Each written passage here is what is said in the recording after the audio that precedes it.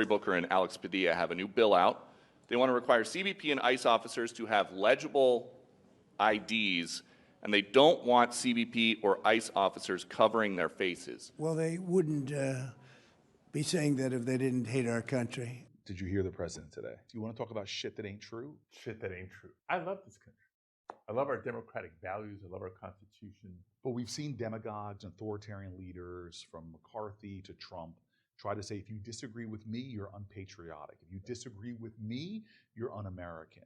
Well, to me, actually, dissent is very American, especially when people are abusing power. Right now, the focus is clearly on Los Angeles, around immigrants' rights, but the groundwork that they've laid to squash dissent can happen anywhere in the country on any issue that he cares about. And that's what worries me right now. If you can abduct people off of streets in violation of due process laws, that is a threat to our due process laws as American citizens. But this, to me, there's a level of making this even more dangerous. We saw what happened in Minnesota, where a guy who was dressed as a police officer came with ill intent and murdered people. And now we have folks that are roaming our streets who are saying they're police officers, but we have no way of identifying the truth of who they are. They're not wearing their badges outside of their vests.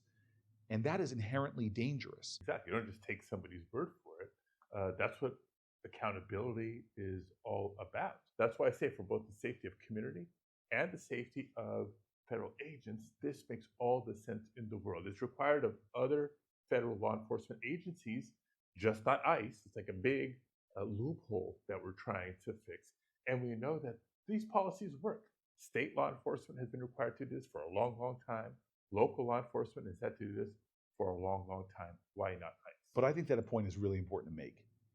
Every other law enforcement agency has to identify themselves. And that's not some kind of charity to the person that's being arrested. That is for public safety, so that you know when that person is coming to your door, approaching you on the street, and they're not properly identifying themselves, you are asking for a conflict that can put law enforcement in danger. And sadly, that's, I think, a big part of what Donald Trump wants. He wants to escalate the tensions. He wants the divisiveness. He wants the chaos. He wants the fear. He wants the terror. Look what they did in MacArthur Park a couple of days ago. Iconic park in Los Angeles, where they had not just dozens and dozens of ICE agents come in, full tactical gear, military-grade weapons, many on horseback, in a venue that just minutes before their arrival was hosting a summer day camp. Right? Kids are out of school. It's a summer day camp. And after all these theatrics, which I'm sure generated a lot of social media content for their platforms, zero detentions, zero arrests. It was all for show and to sow even more fear in those communities. For ICE not to do what every other law enforcement agency has to do, which is identify themselves. And there's a whole other dimension of this too. You mentioned the incidents in Minnesota. There's already other documented cases in California and North Carolina, so many places in between, of people impersonating ICE agents as their way in to commit burglary, robbery, sexual assault. So there are documented cases where people impersonate ICE agents in order to commit crimes. Yes. And we're telling our ICE agents, don't worry about it. You do not have to identify yourself. Exactly. So this is riddled with problems, riddled with risk, riddled with danger. And so our bill is trying to actually protect ICE agents, protect the public. If you're doing federal law enforcement, like the ATF, like the FBI, you have to identify yourself when you're doing your duties as a way to protect the citizen as well as protect the officer. That sounds like something that's pretty patriotic to me. Pretty patriotic, pretty common sense, not just what we think is a good idea, it's proven policy. Right.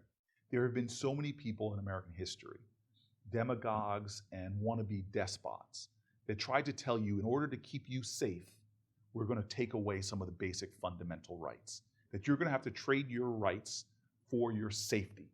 That is really dangerous. We have seen it time and time again.